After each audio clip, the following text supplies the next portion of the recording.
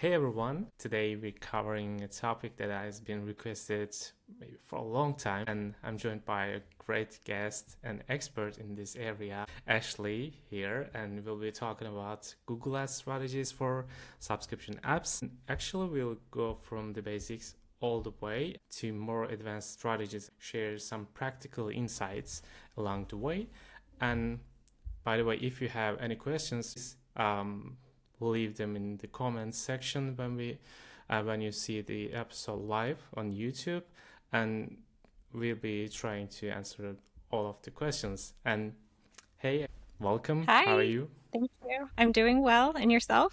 Yeah, thank you so much, and thanks for joining today's episode.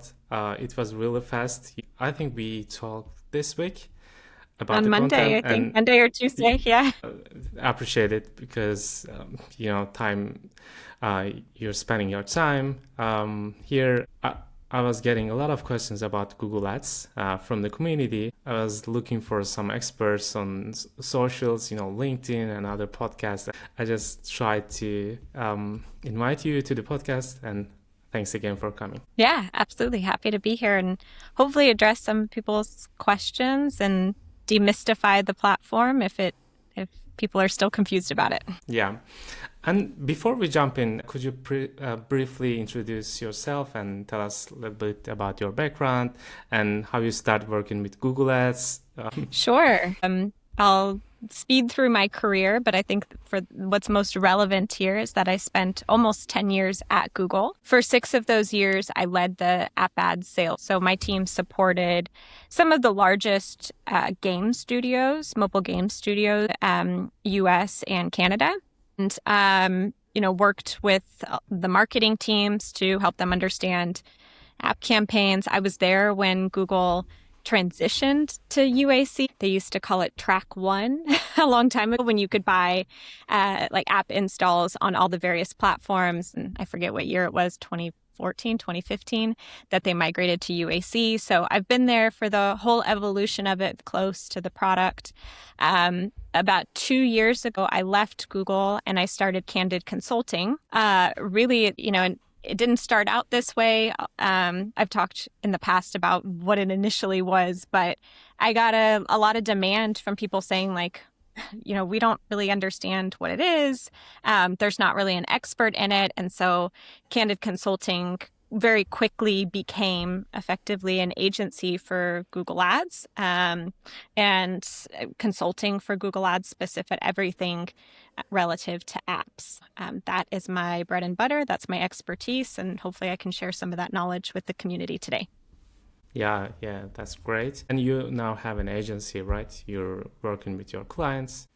When I was at Google, and maybe even to this day, agency always has a connotation, not always a positive one, but I don't really know how else to describe it. I support companies and manage their media spend specific to Google. Sometimes I'll do other platforms too, but Google is the primary one. So for all intents and purposes, it's an agency. But like I said, sometimes it puts a bad taste in people's mouth. Maybe we can start with the first question. As I mentioned before, I'm getting lots of questions about Google Ads because, most founders and developers, they're facing some issues with Google Ads, some struggles to setting up the campaigns, the right structure for the apps. And it's kind of hard to create the campaign types for iOS apps, basically. And, that's why I just wanted to start with the basics. And I really want to learn what is the first key step when starting Google Ads for subscription apps. So you touched on something, and I think I'll elaborate it on a little bit. There's a big difference between Android and iOS, some of my recommendations and approaches between the two. If we want to keep things simple, let's talk about Android a bit more.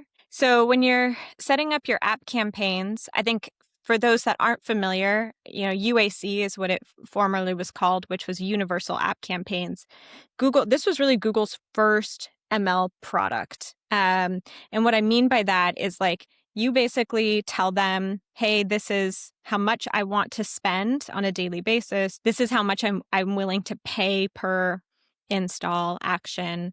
We'll get into that in a second. And here's some creatives. You do the rest. You figure out, Google, what's the best place to show these ads? What's the right audiences? You as the advertiser have no control to provide those inputs. Like you can't say, hey, I only want to target moms, for example. That's not really an option. Really, Google takes on the control to try and deliver a conversion at the price point that you've indicated using all of the assets that you've provided and then some. It also uses assets that it creates from the App Store, the Play Store, and then sometimes, other things too. I won't get into all of that. So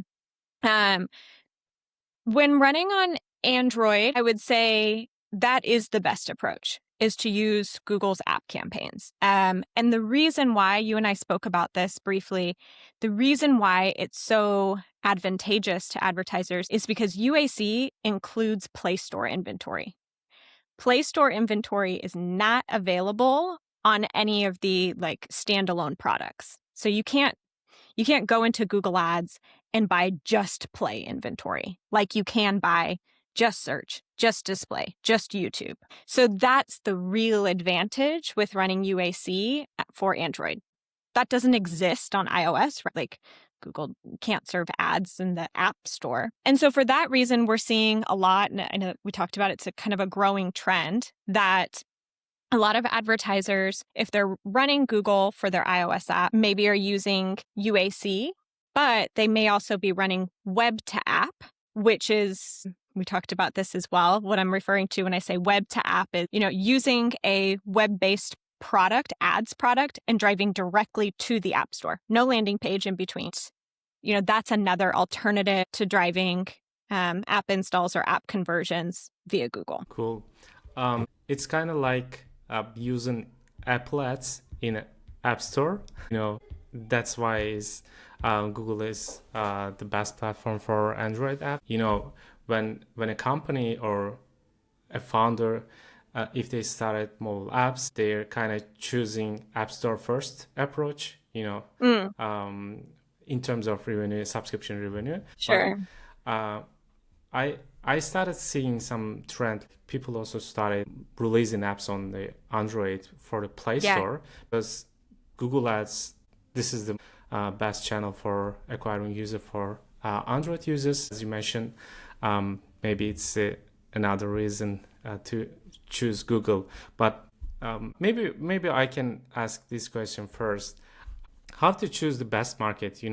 For example, I started giving Google Ads for my iOS apps maybe 5-6 years ago. I was just starting from the US, for example, as a market, but competition is really high.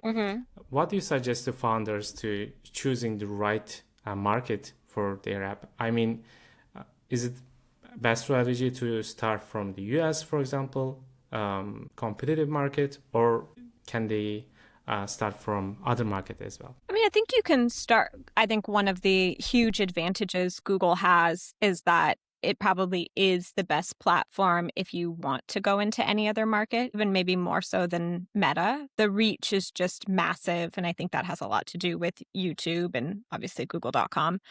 So I noticed that most people for subscription-based apps to start in the US, because I don't think it's for anybody, but huge market in terms of number of people. And then, it's to have high ARPUs. That's usually the reason why people select the US to do a test, because you can probably get a lot of that data very quickly. I'd say that if you have, a small, a sort of a small budget, maybe you want to go into something slightly less competitive. I see that the UK, for English speaking markets tends to perform very similarly, sometimes better than Google. And that also, I know we're talking about iOS, but that also has a fairly even distribution between Android and iOS users in the UK. So that's another one. But ultimately, it's kind of a function of how your app monetizes. We're talking about subscriptions today, but if you monetize mostly through ads, then, the US doesn't have to be the first market for you to go into. You can go into some of the other large markets like India or Brazil. Mexico is another common one that I see. Then we're talking about localization a lot of times to the language. That's just another factor that you have to take into account. Yeah, definitely. I personally think that the founders, they really need to make some market research before choosing the markets. I mean, what I mean with the market research, they can choose kind of 10 to 20, maybe 15 competitors, and they can check their markets, best markets. It's changing a lot with different publishers, best markets, and then they can compare with their user acquisition strategies. And also they can check some market reports. Why I'm mentioning it, because they're going to release our state of in-app subscription report. It's amazing because we've been working on it for maybe 3 months now. What's included? I mean, LTVs, average LTVs, LTV countries, retention, refund rates, and all market benchmarks. And it's really great resource for the founders to check. And, because it's not easy to make market research, but we made this research for all of the community, and I will share when it's live on the description. I also wanted to mention it. And maybe the second question for you, I also wonder how to structure campaigns and allocate budget early on. Setting up the budget is also something not easy. What do you think about it? In terms of budgets, I've said this before because I think especially a lot of like early stage developers just launching their app, maybe they don't have a ton of funds to dedicate to marketing. They just want to hear exactly how much should I be spending on a daily basis. I've answered this before, and I've said before, I'm like, I hate when people say, well, it depends. It's kind of like, of course it depends. Yeah, we all know that. So usually what I advise in order to get a decent sample and be able to say, definitively if a channel worked for you, if a conversion action worked for you, to have on the Android side, I would say the lowest end, maybe $150 a day. Again, I'm thinking about targeting the US, like everything I'm going to be saying today is mostly with a US lens. $150 to $200 a day is what I would probably say on Android. On iOS, I'd probably put it closer to like $300 to $400 per day. And again, that all has to do with like how many conversions you're getting per day. Conversions tend to be cheaper on Android, which is why you can have a lower budget and you can get just as many conversions, whereas conversions tend to be more expensive on iOS. In order to get enough into the system on a daily basis where Google can actually learn from that data, you need to have a higher budget. So that's generally my guidance on where budgets should stand. And then, of course, like you can go way up. You can't always get your campaigns to spend way up. Even myself as like an expert, I sometimes have challenges, especially on iOS, getting the campaigns to actually spend. I find that it takes longer to ramp campaigns up than it does on Android. In any event, that's my straight to the point. Cool. I hear some advices like, don't touch your campaign too much. Don't change your CPA bits. Yeah. And what is your expert take on it? I mean, do we need to wait for a couple of days to algorithm learn, or? It does take a few days, but I'm also, I also have the lens of coming from Google, and oftentimes I feel that Google doesn't, when giving guidance, when product is giving guidance to the sellers to then give to clients, it doesn't always take into account that like not everybody can leave a campaign running for 14 days at $200 a day and be okay with it, not delivering what you need it to. I consider myself personally a frugal person. And so that I understand that concept, like, hey, we can't all afford to just test for this long. But I think one of the things that you do need to be cognizant of is like when you do make changes, will a lot of times re-trigger the system to go back into like relearning mode. So a lot of times the guidance, which I do adhere to, is to not adjust the bid or the budget more than 20% for any given day. I usually am even more conservative. I don't like to make changes to it if I'm going to make adjustments, I wait 2 to 3 days if I'm going to make an adjustment up or down. I will say the one difference is that if let's say you put a bid in on a CPA campaign and it's not spending, and you want to test, okay, if I bump it up a couple more dollars, I will do that at a greater frequency until I can see spend coming through. I won't wait, 1 day, then 3 more days to make the adjustment. Like, I'm trying to get the signal as quickly as possible. So I will increase that, sometimes even more than 20% to get the campaign to spend.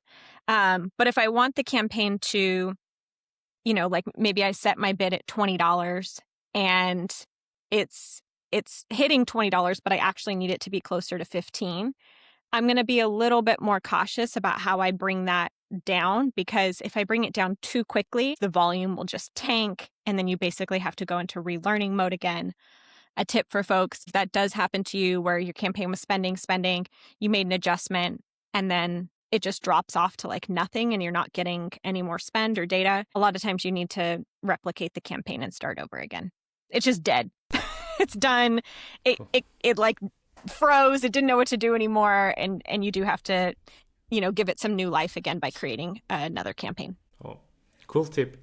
Because I think I faced some issue with in-app actions campaign.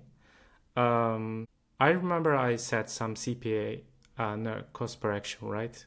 Cost per action bid for in-app actions campaign, but I was getting 0 impression, maybe for 5 days, 5 days or 10 days. I couldn't get any impressions, but there's maximum CPA or something. Max conversions is for it. Yeah, max conversions. And when I set the max conversions, it was spending like crazy, and the quality was not that good. And what would you do, for example, in that station? I just paused the campaign and deleted from my account. Not that you have to delete it, but I totally understand. I'm very wary of not having a CPA target on Google Ads campaigns for that exact reason. You aren't providing Google any guardrails to stay in. And so it's like, woo, we can go buy it. They just told me basically I can get whatever I want and there's no price. I don't have to be cognizant of the price. So that's why I think it's okay if you are starting out for the first time, let's say on Google, you're like, no idea what my CPA should be. You should know a little bit based on your own economics of your app. If you're really like, I just want to understand like what Google's going to deliver as a CPA for this action, then maybe you open it up. You don't set a bid initially, but I would say within 3 days, you come back in and set the bid. You say, okay, I got to rein it in a little bit here. For context, at least when I was there, Max Conversions, just this a little history, Max Conversions was really created more for the games industry. And it had a lot to do with when a game would launch a brand new game, they would want to just get as much data as quickly as possible on the users, how the users were using the app and playing within the game. And so they were really the ones who drove the product team to create that feature. And now they've, rolled it out and it's available, obviously, for everyone. I would just caution that like the intention of that feature of Max Conversions was really, it had in my opinion, a different reason for being created, which was to help mobile games get a lot of user data and not necessarily to help you get the max number of conversions it possibly could. Yeah, that's real true. Maybe we can talk about creatives. Sure. It's also different topics.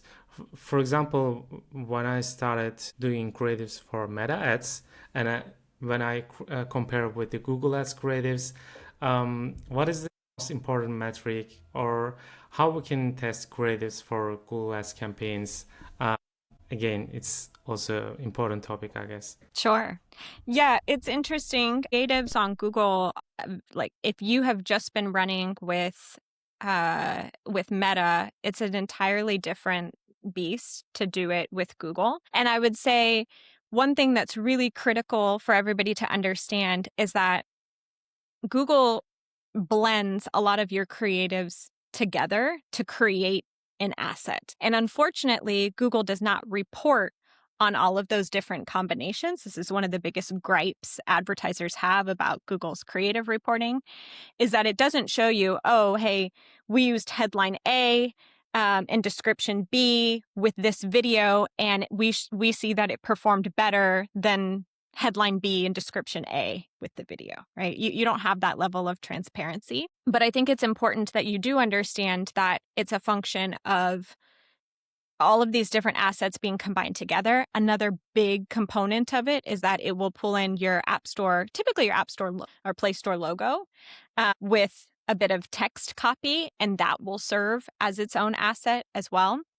So just be mindful that not, if you go through and look at an individual asset, not so much that that asset isn't like performing well. It's maybe like how it was combined with another asset that's driving it. It gets a little complicated. But one of the things I would advise for folks is when you are, setting up your campaigns and actually starting to put creative in is do try and use, just enter text assets. I would say that's what I typically see when people are setting up campaigns for the first time. They will just put in the bare minimum. So I think you have to put in 2 or 3 headlines and like maybe 1 or 2 descriptions. And that's all that Google requires you to do. Don't do that. You can come up with 2 more descriptions. It's a max of 5 headlines, max of 5 descriptions per ad group. You can come up with some more. And then I usually advise, you can test this, but I usually advise for folks to use stock images for image assets. And the reason why is, again, Google's going to layer on a piece of text with your image asset. And so sometimes it can just get really noisy if you have like a fully designed image asset, with a call to action in it, call to action button, and then Google's overlaying an install button with it, and so I find actually that the image assets tend to perform, the stock images tend to perform sometimes better than a fully formed image asset. And then when it comes to videos, I've talked about this, I think, a lot, previously, but just make sure that you have a lot of coverage. You're doing a lot of different lengths of time. You have different orientations. Also be aware that your video assets, especially on Android, may not serve. I think people are always like, I can't get any YouTube spend on Android. That's common. Again, goal is, if it sees that it's able to get enough volume on the Play Store, it's probably going to go there because it makes more money on Play Store traffic than on YouTube traffic. Because people don't always understand that there's different profit margins per placement. That's something to consider. Although I find on iOS, you will typically see more traffic coming from YouTube. Anyway, you don't need all 20 videos. You can do up to 20 videos per ad group. You don't need all 20 of them, but I do usually recommend that people do 3 to 5 different ad groups to test out different concepts and themes between their creative. Yeah, and it's not possible to choose the channel. I mean, it would be great actually if we could choose, I want to get traffic from search. I want to get traffic from YouTube. It's not possible. And I was just using some only text creatives. Is it a good way to get traffic from search, or do I need to use video content? And as you mentioned, stock photos. Do I need to use stock photos for my campaigns? What's your advice? To do what? To get traffic from search. I mean, Google search. I'm talking about iOS. Yeah. Well, I will say on iOS, you can just look through if you've seen any traffic. CPMs and CPCs are very high on search. So if you have a low bid, that's probably the reason why you're not getting a ton of traffic on search. That's one of the reasons. So, you have to remember that the search auction, is bringing in the highest intent users. And so you're going to pay a premium for those types of users. But to get back to your question about how can I just get traffic from here or there? As I mentioned at the top of the podcast, you can't just get traffic from the Play Store, right? We know that you have to buy it through app campaigns. Really, the only workaround is to do web to app, which would allow you to then get traffic from just search, just YouTube. It doesn't, it can work certainly for you. And so, yeah, I guess it's just a function of trying it out. It's just a little bit more cumbersome of a setup. There's a lot of steps to do web to app. I think once you get it, then it can kind of flow a little bit more seamlessly. But I find that those campaigns are higher maintenance. It's like a traditional search campaign. So you got to enter in all the keywords and, make sure that you're optimizing by keyword. It's not quite as seamless and straight to the point as UAC. But if that's what you want, technically you can do it. We were mostly talking about the UAC campaigns, right? And there's some campaign types like install, in-app actions, and TROAS, I guess. Mm-hmm. Yeah. Can you a little bit explain what is the difference? And I always set up install campaigns. And okay. What is the best strategy, actually? It's my personal question, but it could also work for the community. Sure. Yeah. By the way, there's no rhyme or reason. You don't have to pick, you don't have to work your way through it. You don't have to start with installs, then go to actions, then go to ROAS. You can pick any of them and start from day one. Installs is optimizing for installs. You're telling Google, go and find users at this, certain price point, whatever you set, who are going to open my app. It's technically a first open. It's not just in a download. And that's what it's going to optimize for.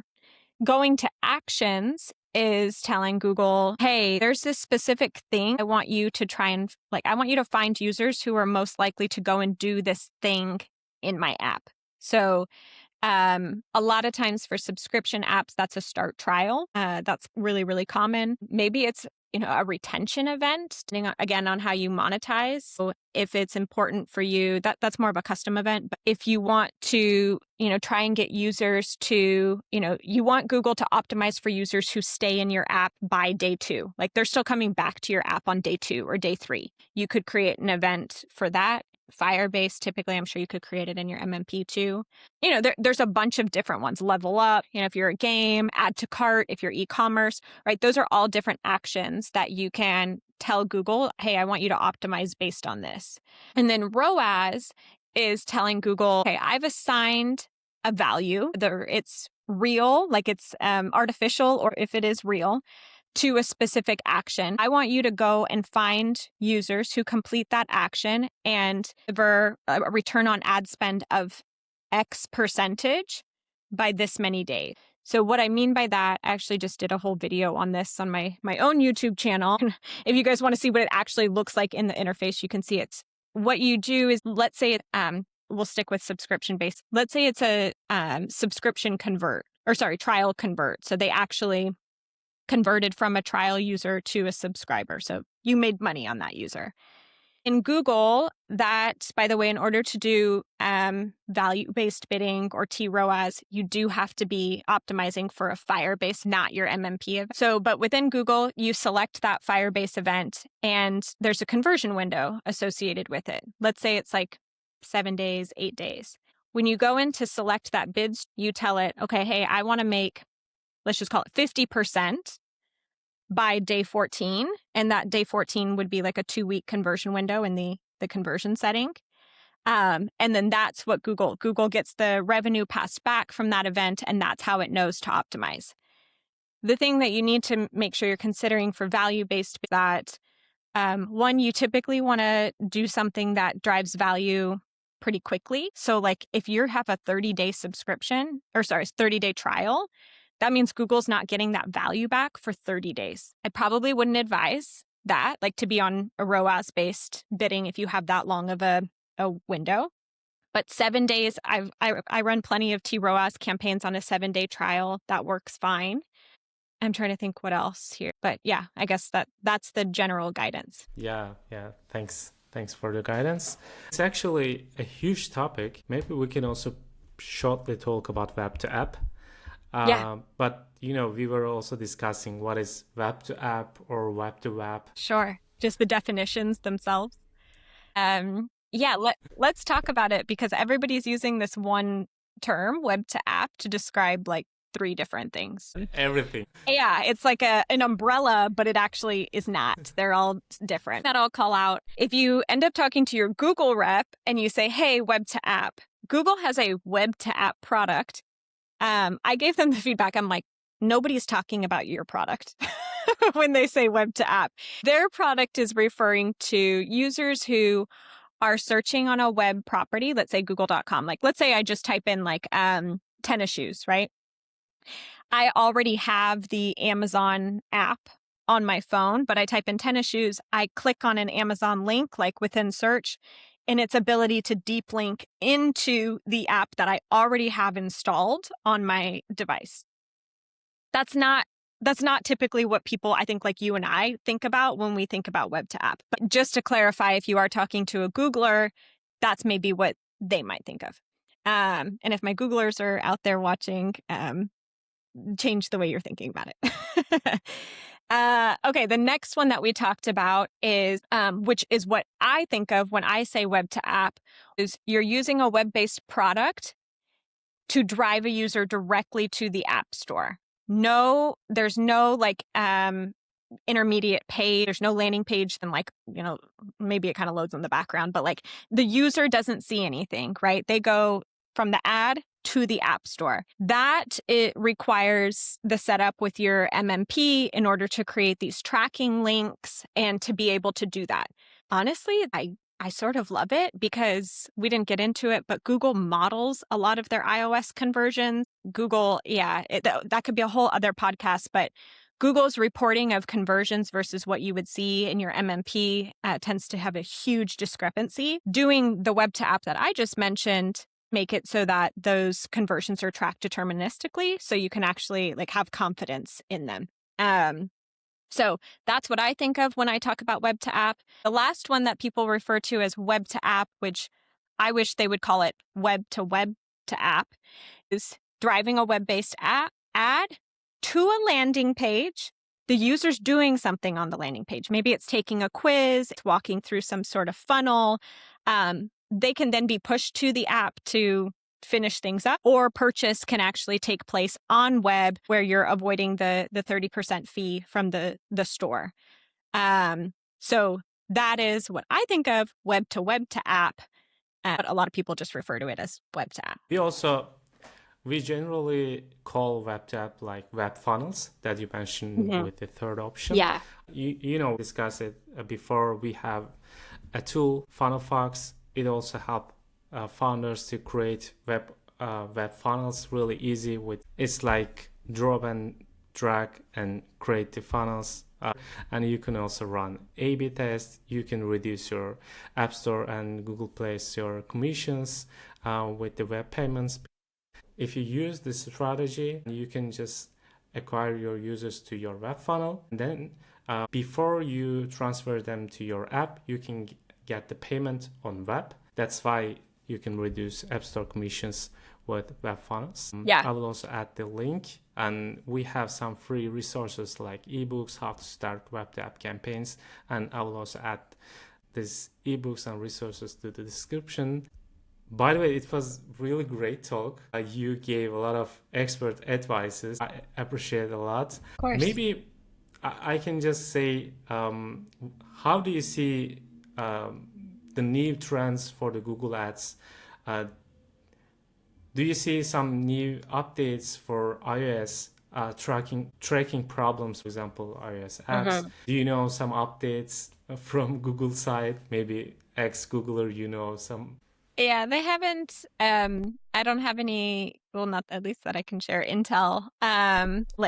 I think that's going to be a game changer for anybody. I think the biggest thing that they have done is the release of ODM2 and then ICM as well. So if you're not familiar, ODM2 is basically, we can just call it what it is. They're using IP addresses to better, report conversions or to better model conversions. That's the gist of it. And Google hadn't done that historically. And then I think they kind of realized that everybody else was doing it and Apple wasn't saying anything. So they were like, well, maybe I should too. Nobody said that to me. That's my take on things. Then ICM, I think people get really confused by this, but I just did a podcast with my friend Roman over at 10gen and talked all about, ODM, ODM 1, ODM 2, and ICM because everybody's kind of confused. ICM is integrated conversion measurement. And this is really, it has more to do with your MMP and the fact that Google is now sharing more data about how they model their conversions with the MMP so that the MMPs have more confidence in modeling Google's conversions within their own platform.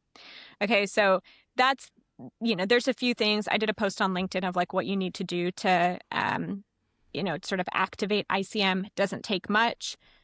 I haven't found it to be a game changer for anybody. Like I had really hoped that it would help Google, the performance of iOS campaigns for Google. I think I'm still waiting to see that. But again, they do everything in a phased approach. Google releases things, as we've talked about at length, like there's all this different traffic, right? It's like search traffic, display traffic. Within display, there's like multiple different types of display, YouTube. And then, of course, there's everything like regionally. So Google tends to phase everything out. So maybe they'll start with one platform, they'll roll something out on just search, as an example. And maybe it'll just roll out on in the US. And then over time, they'll roll it out on the next inventory. So it takes time to build like 100% coverage of everything. So, maybe I would assume by like Q3, that would be my guess, is when they've rolled it out to all inventory, all geographies. And then after that, you start to actually see something meaningful because like all of the data is flowing through with that. Anyway, that's the most intel I have for you right now on the iOS stuff with Google. I am seeing, as we talked about, a lot more developers testing the web to app approach. And seeing if that works. I would just say my last comment on that one is that I'm finding that you really have to validate if your app category does a lot of search demand in order for web to app to work. If you're going to run a search campaign for web to app, you can run a YouTube. I've only done it once. It didn't perform well, but that's a sample of one. But on search, if you don't have a category or a type of app that people are actually looking for and like searching for, then it may just not work all that well for you. So best to stick with UAC. You mentioned LinkedIn. Which platform you're active? I mean, what is the best way to reach you out for the people, maybe if they have more questions to you? LinkedIn's a great way. Ashley Black, as you can see here, this is my name. You can find me on, you can email me directly. You can find it through my website, candidconsultinggroup.com. But yeah, I'm pretty quick to get back to folk. With the exception of you, your stuff got lost for me. We got it going once I finally did reply. But yeah, if you're interested in having more conversations about this or services, feel free to reach. Yeah, cool. But I can totally understand. I also paused the notification of LinkedIn, to be honest. But yeah, totally fair. There's just so much spam coming in these days. I'm like, I forget what's legitimate and what's not. I was going back through and I'm like, oh no, this is legit. I got to reach back out. Yeah. All right. Thanks for joining this episode. It was really great to talk. I hope everyone will enjoy this episode. And I also want to thank you for all our listeners who listen to our podcast. We will be recording more episodes with experts and the topic for subscription apps. Don't forget to share with your friends. If you like the video, you can share and you can ask your questions in the comments below. See you in the next episode. Bye bye. Thanks.